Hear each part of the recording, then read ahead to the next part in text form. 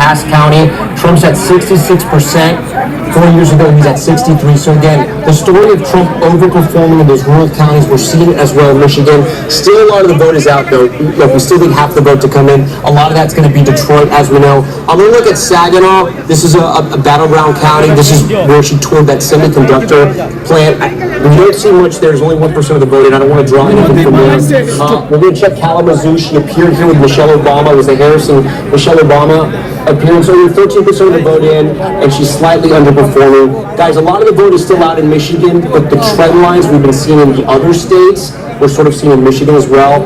But again, I don't want to draw too much from that because there's a lot of that vote that's out. So interesting to see you do those university towns because it's shocking. Well, because there was a lot of turnout and Democrats early in the day were kind of giddy about that, but I think this might be a function of what we've been seeing, which is young men turning out for Donald Trump and maybe skewing what you normally would expect from a university town. And something we haven't mentioned just yet, because so much of the vote is out in Wayne County. You have Detroit and you have Dearborn that makes up Wayne County, that Arab American Muslim vote. We're talking about more than 200,000 voters there. Again, it's probably not going to be monolithic, but they're uncommitted votes as well. The question is what happens? Do they not show up? Do they vote third party? Do they vote for Trump? Or do they stick with Harris? We still don't know.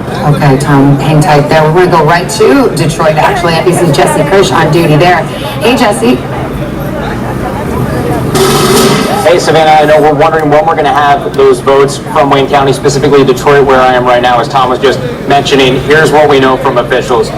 Here in Detroit, city officials had expected around midnight that the full tabulation would be completed. So we haven't received word that that has been finalized, but that was the estimate earlier in the evening. We know that absentee ballots, around 95% of that had been pre-processed before Election Day. So the overwhelming bulk of the absentee ballots were ready to be tabulated before Election Day. So that was what was the expectation heading into tonight. Just a short time ago, we heard from the Secretary of State here in Michigan herself, and she says that they are further along in tabulation, including for here in Detroit, than was anticipated. Her initial estimate before Election Day was by midday Wednesday, so today we would have an answer on the unofficial results. She says it could be sooner now. There is a caveat. Remember, in 2016, former President Trump won the state by around 10,000 votes. We were told there are around 6,000 ballots outstanding from military and overseas. If they're postmarked by Tuesday, they can be counted if they're received by a week from yesterday, which would be Tuesday the 12th. Back to you guys. All right, thanks, Jesse. And in battleground Georgia, Ellison Barber is in Gwinnett County. Ellison, what's it looking like there?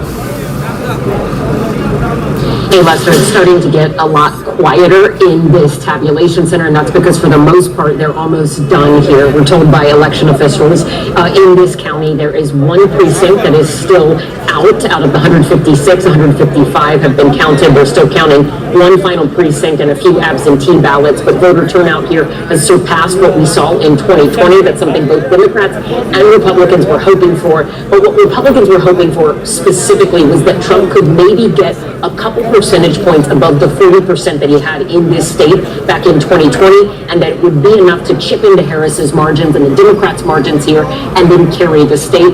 And right now, he's a little over 41% of the vote in this county. So it looks like what they were hoping would happen here in terms of those couple extra percentage points might have happened. I will remind you, when we're talking about Georgia, think of what happened here back in 2022 in the midterms, where you had Trump endorsing candidates in the Senate race, in the gubernatorial race, and in the Secretary of State race.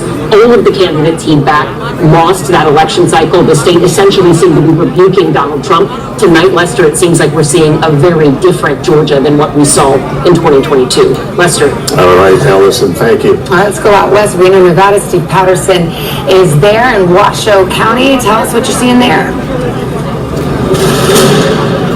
Democracy in action, Savannah. We're in the tabulation center. The machines are humming. The ballots are coming in from polling places all across the county, although it is now abundantly clear that the workers you see over my shoulder are going to be here for a while. That is because we just heard from an election official about 10-15 minutes ago to say that people are still voting. It is, 2.5 hours past when polls were supposed to close. People that are still in line can still vote, and they are still voting. We're hearing that there's a polling place, a tribal community that has about 50 people still in line. It's going to take a while for those votes to get counted. In-person votes that come in today have to wait to be counted until the very last person in Nevada takes their turn to vote. So this is going to take some time.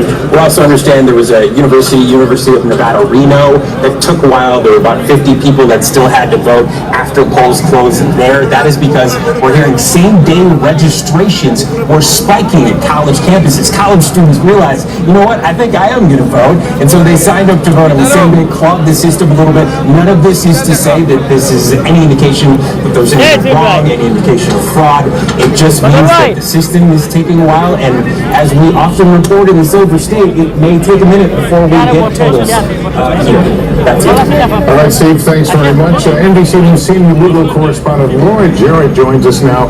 She's at the Vote Watch desk with an update on the abortion measures on the ballots in several states. Hey guys, yeah, we've been tracking these across 10 different states tonight, and at least so far, we can make calls for 4 different states, and it's worth noting here, the places where the abortion referendums have actually gone through and passed are places where abortion rights are not in jeopardy, places like Colorado, where abortion is easily on the ballot there and has managed to pass. The first one, New York. Again, obviously you can still get an abortion in New York, but there was part of a package of anti-discrimination laws to try to shore up these rights. Again, these are constitutional amendments. The next one, in Maryland, you can get an abortion up to the point of viability, around 24 weeks of pregnancy now, and then again, be enshrined in the Constitution. The big exception here, guys, Florida. That one was different because it required a supermajority to pass. 60% of voters, and it did not meet that threshold, falling just above it, just short of it, around 58%. So that one, the abortion referendum failed. It will not enshrine constitutional rights to abortion in the state of Florida, and the 6-week ban will stand there. Guys, we're going to keep watching other states like South Dakota, also Missouri, Nebraska. The referendums are still on the ballot there, and they're not yet at a point where we can project those. Send it back to you guys. All right, Laura, thanks very much. We got a new guest on our panel. We got former Housing and Urban Development Secretary, Democrat Julian Castro, and Republican Mark Lauder remains with us. He was the communications director for Trump's 2020 campaign. Nice to have you both with us. Congressman, I have to ask you about the Latino vote, because we're looking at an exit poll that shows Latino men vote for Trump by 10 points. They went for Biden by 23. That's a 33-point swing. How do you make sense of that? Yeah, I think all of us are trying to make sense of that. Look, this is one exit poll, so I'm not prepared to draw complete conclusions from this, but I think it's safe to say, right, we've seen enough evidence that there was a significant shift among Latinos. I attribute that to several things. I think that you were talking about divides earlier, right? There's this, in this Trump era, the rural-urban divide, also around educational background. I think that's true in the Latino community, too. If you notice, particularly in these places that are more small-town and rural, he has picked up significant Latino support. I think we're seeing that in places like Pennsylvania. In addition to that, from what I could gather, the economic message really resonated. You have to remember, this is a working class community by and large, and all of those messages he stuck to about we have the greatest economy and look how bad inflation is and so forth. I think that played well this year. I'll be interested to see whether there's a difference in Nevada and in Arizona. Those are states where the Latino community is much more organized and has been by Democrats for longer than in places like Pennsylvania or some of the other battlegrounds. We've got to make a call here, Secretary. This is NBC News projection in the state of Georgia. NBC News projects that Donald Trump There's the breakdown right now, 118,000 vote margin, but again, Donald Trump the projected. This is a big call here. It's been waited quite some time for some of these important battleground calls. Here's what the road to 270 looks like. Donald Trump drawing closer now. Magic number. He's at 246 cars and 189. This means it's through wall or bust for Kamala Harris. It's Pennsylvania, Wisconsin, and Michigan, or there is no path to 270 for her. So we'll continue to keep an eye on this as we await results in those big industrial Midwest states, as well as the battlegrounds out west. We're going to pause a moment. We're going to let the local stations hit their local news, and we'll be back in a moment.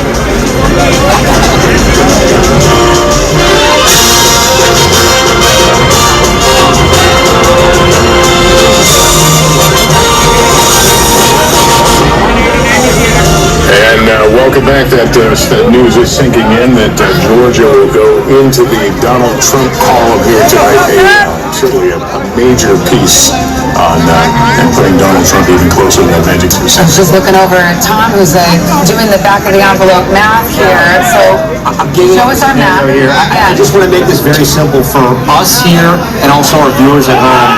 So we projected Georgia and North Carolina for President Trump to go back to the White House. Look at his number right here, 252. If he wins Pennsylvania, He's going back to the White House, 271. It's coming down to Pennsylvania right now for Republicans. Well, the math changes now for Kamala Harris, right? Because now she no longer has a Sun Belt strategy. She's lost Georgia. She's lost North Carolina. If she wins Nevada and Arizona, she's still going to have to pick off 2 states in the blue wall. She no longer has that path.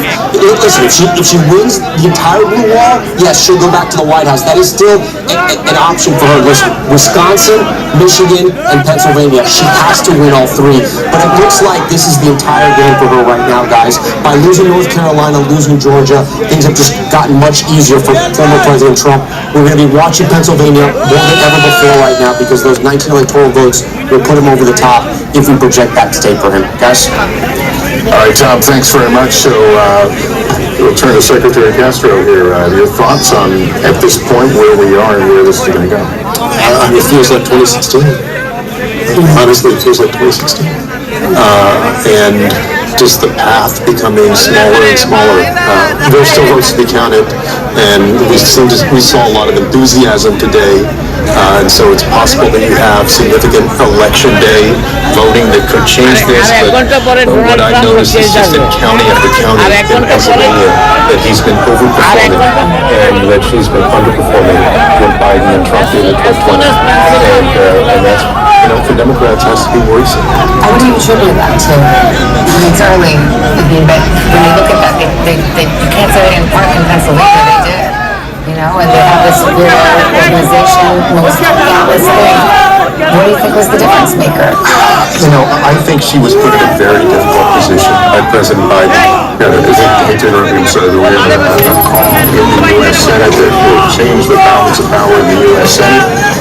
NBC News now calling GOP control of the Senate.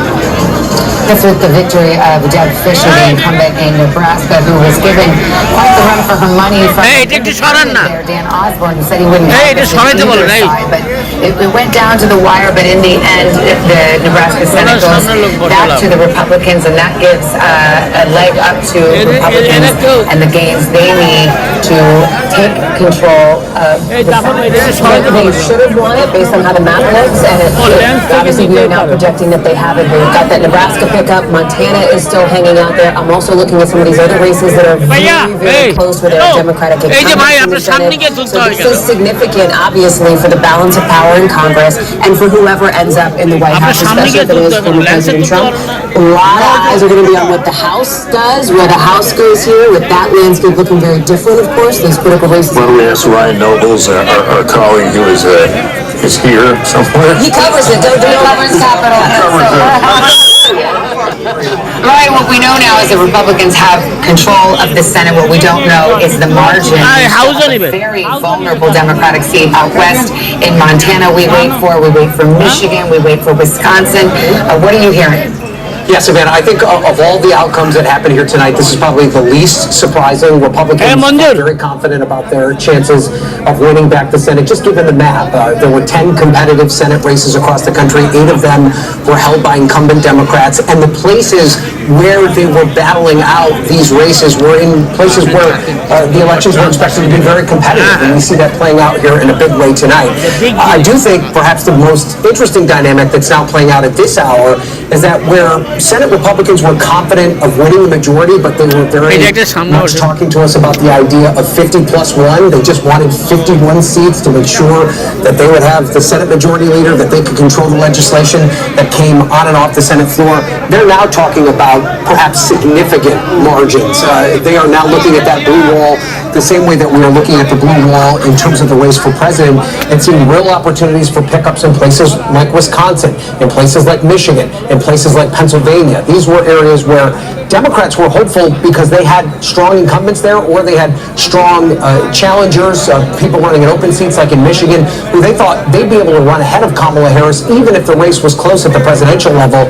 Donald Trump's margins seem to be bringing those Republican candidates along with him in states along that blue wall. And then don't forget there's two other Senate seats that are still in the balance as well. Yeah, I know we already talked about Montana, which Republicans feel very confident about, but we also have Nevada and Arizona.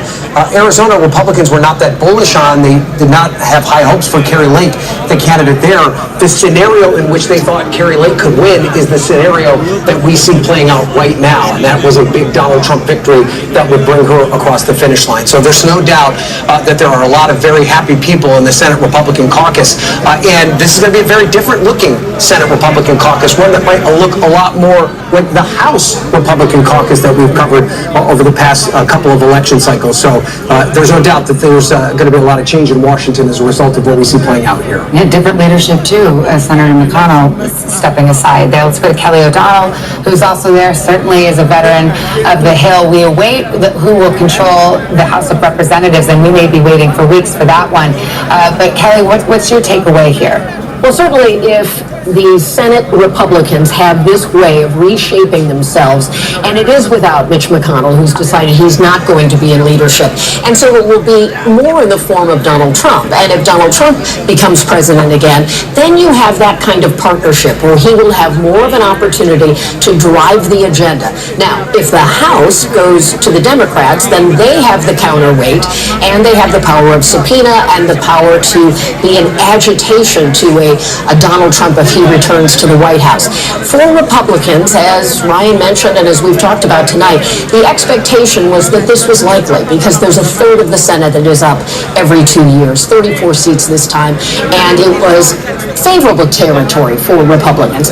But for the partnership between a White House and at least one chamber of the Senate, of the Congress, it makes such a difference. Now, Donald Trump has not always courted those Republicans. He has such a grasp over his party, not always wanting to work with them in terms of governing and getting things done, but he has infused his brand, his personality into this Republican caucus, and that will mean a sort of a Trump-style reflection in the Senate, perhaps more than we saw in his first term, because you won't have Mitch McConnell in a leadership position.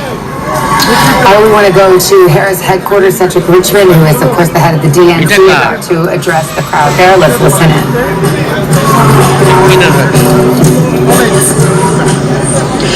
Good evening, Howard.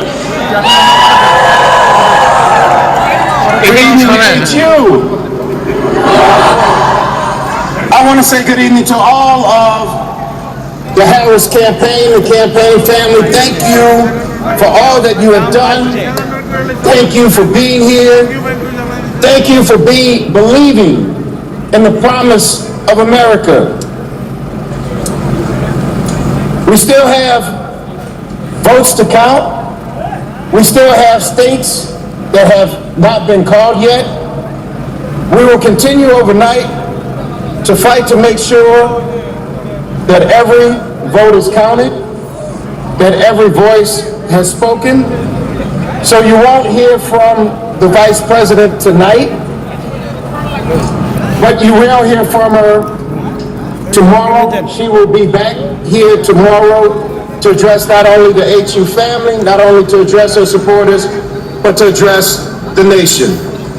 So thank you. We believe in you.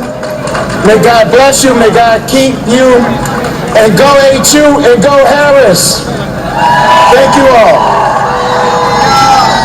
Richmond, who is, of course, the co-chair of the Harris campaign, and misspoke earlier, apologies for that, saying that we will not hear from Kamala Harris tonight, but we will hear from her tomorrow. We've got Julian Castro here. What do you make of that? What are your tea leaves showing you? It reminds me of John Podesta coming out at the Jacob Javits Center around the same time. Maybe that was a little bit later in 2016. If I recall, the race hadn't been called, had not been. He first came out. It was called probably an hour and a half later, if I remember correctly. I think it's important to note that this is a different year. There are still votes to be counted. None of those battleground states have been counted, but it feels eerily similar to 2016. The parallels are really striking. If you were there at the Javits Center, which I was, to see not the candidate herself come out, but to see in this case Cedric Richmond, just as John Podesta came out. And again, I think the themes, one of the questions that we were looking at in 2016 was the fact that Hillary Clinton didn't visit Michigan, for example. This was very different. Vice President Kamala Harris went everywhere. She showed up in Wisconsin. She showed up in those States, but again, her messaging, and we all noted this at the time, her closing messaging really focused on the issue of democracy, when polls showed issues like the economy, like reproductive rights were really the top issues for voters. So that's undoubtedly. Although in our exit polls, threats to democracy is the number one issue. It's just that it's in the eye of the beholder. It means different things. And Mark Waters here, veteran of the Republican campaigns and the Trump campaign in 2020, the threat to democracy, I think, is, the pollsters, we're going to all have to come and workshop a different way of putting it, because for some, for Democrats, it certainly means January 6th and some of those, extra legal, not legal moves to try to hold on to power in 2020. For Republicans, it might mean cultural changes to the way our way of life, things that threaten, there could be a number of cultural issues that they think are just as existential. And it's really about the direction of the country. আজকে result হচ্ছে, কমলা Harris আজকে কথা বলবে না ভাই, যেগুলি count বাকি আছে এগুলি যে ডিফারেন্স, ওই ডিফারেন্স কভার করবে না।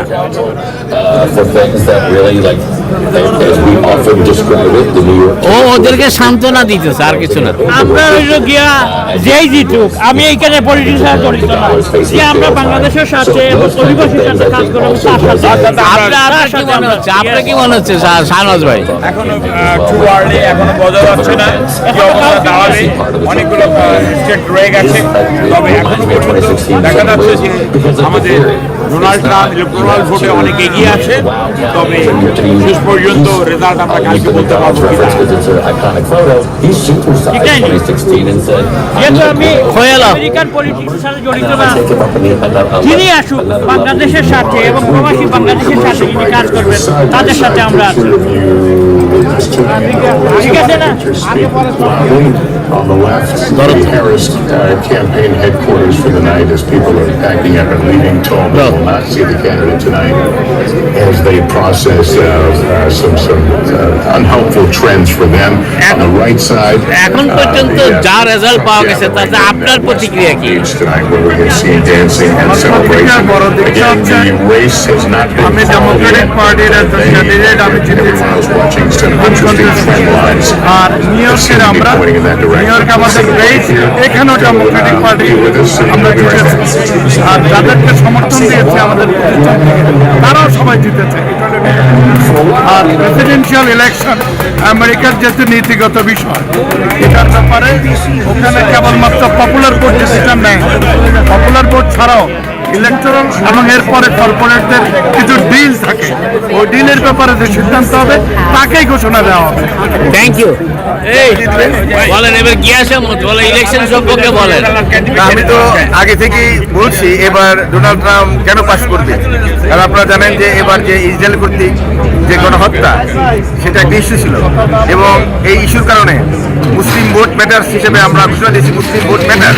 তারপর নতুন প্রজন্মের ছেলেমেয়েরা, আপনারা জানেন যে বিগত কয়েক মাস আগে যে বিভিন্ন ইউনিভার্সিটিতে, বিশ্ববিদ্যালয়গুলিতে ছাত্রছাত্রীরা যে বিক্ষোভ প্রদর্শন করেছে ডোনাল্ড ট্রাম্প বর্তমান জো বাইডেন প্রশাসনের বিরুদ্ধে এবং ইসরায়েলের বিরুদ্ধে, সেই ইয়াং জেনারেশনটা স্টুডেন্টদের উপর নির্বিচারে আপনার তাদেরকে গ্রেপ্তার করা হয়েছে, তাদের উপর টর্চার করা হয়েছে।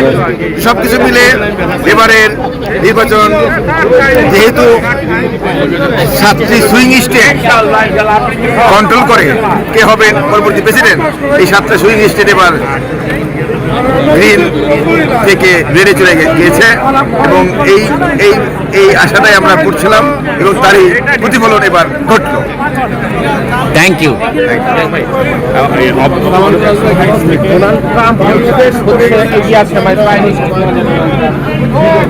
এবার আপনি বলেন, আপনি কেমন লাগতেছে? আমার খুব ভালো লাগছে। আমেরিকার সবচেয়ে গুরুত্বপূর্ণ ফাইনালি যাই, এখনো উপভোগ করতে আমরা একত্র হয়েছি, এই ব্যবস্থাটা আমরা করেছি এবং আপনাদের সবার সহযোগিতায় এত রাত পর্যন্ত আমরা একসাথে থাকতে পেরে আমাদের আনন্দ উৎসব আমরা ভাগাভাগি করেছি। রেজাল্ট যতটুকু এসছে আমরা দেখেছি, আরো রেজাল্ট বাকি, ওটাও আমরা দেখব। কিন্তু এখন অনেক রাত ধরে কারো কারো আমাদের আনন্দ এমন আমরা ভোর রাত পর্যন্ত থাকতে পারি, কিন্তু আমাদের সবার দ্বারা তা সম্ভব না। সেই কারণে আমি মনে করছি এখন আমরা শেষ করছি। এই অবস্থায় বাংলাদেশ সোসাইটির প্রেসিডেন্ট এবং সেক্রেটারি এই দুইজন এবং আপনাদের সবার কাছে নেতা, আমার কাছে আমার ভাইপো, আমরা এখানে এই জায়গায় আমরা চাইছি আমি যে আমার পরিবারের তরফ থেকে আর বাংলাদেশ সোসাইটি আমাদের যেহেতু এই সবচেয়ে বড় প্রতিনিধিত্বশীল সংগঠন, এই সংগঠনের সেই মর্যাদাটা আমাদের সবার কাছে আছে। সেই কারণে আমি তাদেরকে চাচ্ছি তারা তাদের এই মতামতটা জানাবে। সংক্ষেপে এখানে আজকে আমাদের মধ্যে কোনো ভাগাভাগি নেই, সেই কারণে আমরা সবাই এখানে আছি। আমি নিজে যে দলের প্রার্থী, আমি আনকন্টেস্টে জিতেছি, কিন্তু প্রথমে আমরা একজন বাংলাদেশি আমেরিকান এই বিজয় উৎসবটা দিয়ে আজকের এই আয়োজনটা শুরু করেছিলাম। এখন আমাদের ফিনিশিং, আমরা ঘরে ফিরে যাব, আমরা প্রত্যেকে একই আনন্দের অংশীদার এবং এই একতা আমাদের সামনে থাকুক। আমি আজকে যে পথ দেখালাম, এই খোলা আকাশের নিচে আমরা একসাথে এলইডি দিয়ে এনে, আমেরিকানরা এটা করে না, আমরা বাংলাদেশি আমেরিকানরাই এটি চালু করলাম। এই পথ ধরে আপনারা চলবেন, আপনারাই আগামীতে নেতৃত্ব নেবেন। ধন্যবাদ আপনাদের সবাইকে। ধন্যবাদ আপনাদের।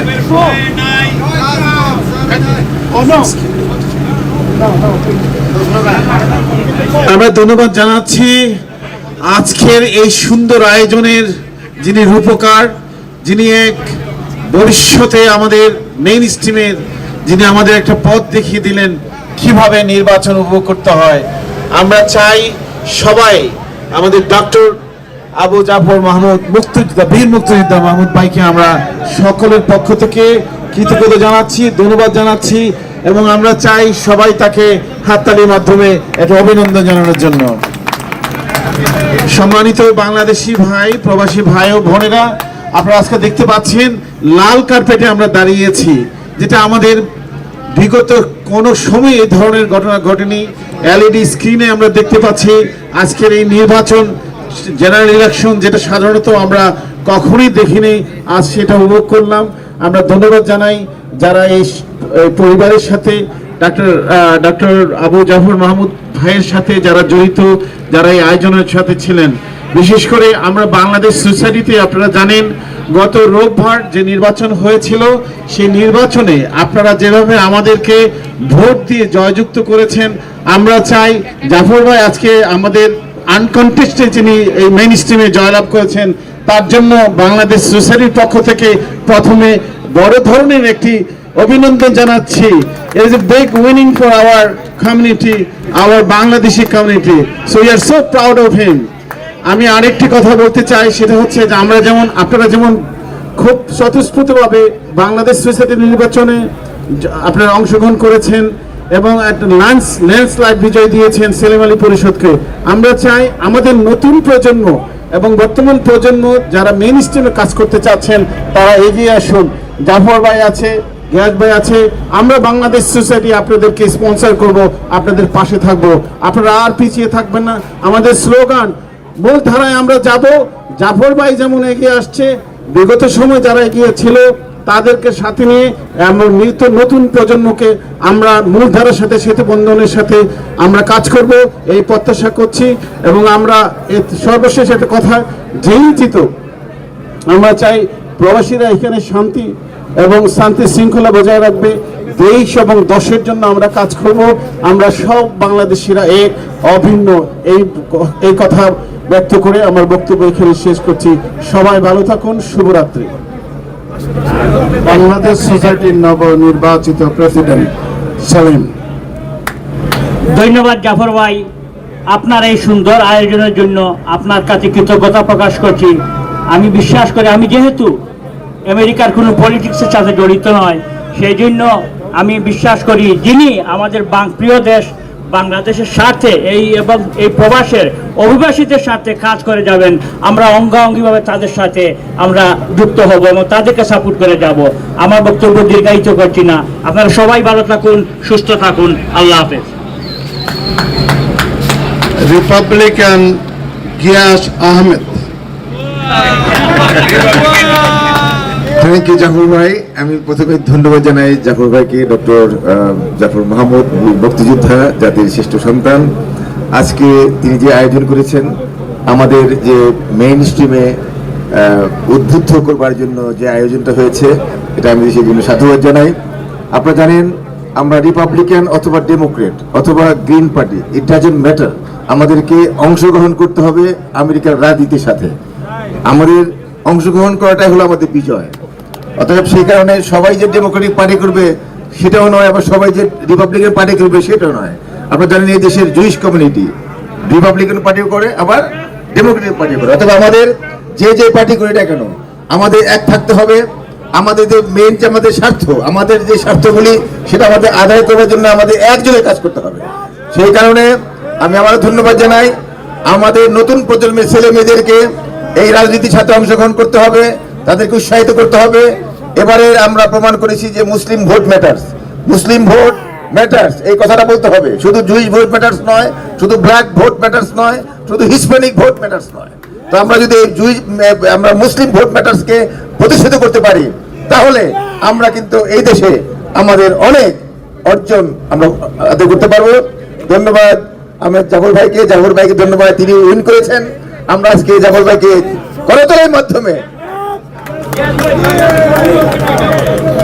তো অবশ্যই না মুসলিম ভোট ম্যাটার্স এই শব্দটাই আমি দিচ্ছি, কারণ হলো যে আমাদের এই দেশে জুইশ ভোট মানে কি, জার্মান জুইশ বলে না, রাইট? সেই কারণে আমি সকলকে আমরা ধন্যবাদ জানিয়ে, জাফর ভাইকে ধন্যবাদ জানিয়ে শেষ করছি। আগামীতে দেখা হবে আমাদের রাজপথে, আমাদের আগামীতে দেখা হবে আবার ইলেকশনের সময়ে। ধন্যবাদ। সবার পরে আমার নিজের পরিবার এবং শাহনাজ সাহেব একজন ডেমোক্রেট এবং বাংলাদেশ সোসাইটির আজকের যে বিজয়, এই বিজয়ের পিছনের একটা অন্যতম প্রধান শক্তি। আসসালামু আলাইকুম।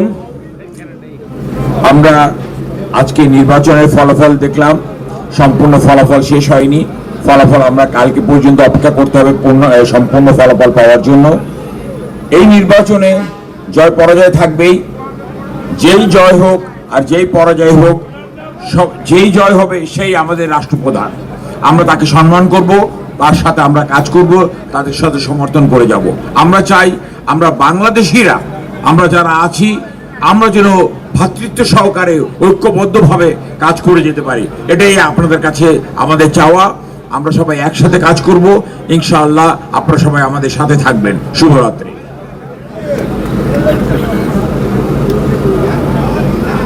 আমরা আজকে নিজেরা একত্রিত থেকে এতক্ষণ পর্যন্ত নিজেদের মর্যাদা সম্পর্কে আমরা যেভাবে সচেতন থেকে এতক্ষণ পর্যন্ত একসাথে ভাগাভাগি করে 2-3 দলের মানুষ, কিন্তু আমরা এক জাত, এক চিন্তার, এক পরিবারের এক অনুভূতি নিয়ে আমরা এতক্ষণ যে এখানে একত্রিত আছি, আমেরিকানদের কাছে আমাদের মর্যাদা আমরা তুলে ধরতে পেরেছি সবাই মিলে। শুধু অনুরোধ করছি এই জ্যাকসনাইটে অপ্রয়োজনীয়, যেটা আমেরিকান মূল্যবোধের সাথে সঙ্গতি নেই, এই জাতীয় যারা আচরণ করছে তারা আমাদের নিজেদের জন্য, আমাদের জাতির জন্য ক্ষতিকর। এই কথাটি যেন আমরা মনে রাখি। অল্প কয়েকজনের কারণে আমরা যেন ক্ষতিগ্রস্ত আর না হই। আমরা সবাই বয়স্ক, সবাই সচেতন, আমরা সবাই রাজনীতি করছি, আমরা আমেরিকান রাজনীতিতে সক্রিয় থাকি। আজকে অতীত থেকে আস্তে আস্তে আজকের এই জায়গায় আমরা এসেছি। এই জায়গা থেকে সামনে যেতে হবে। এখানে আমাদের যেসব সন্তানরা পড়ালেখা করছে তাদের মধ্য থেকে আমরা নেতৃত্ব গড়ে তুলব, এই যেন আমাদের অঙ্গীকার থাকে। এক পরিবারের সন্তান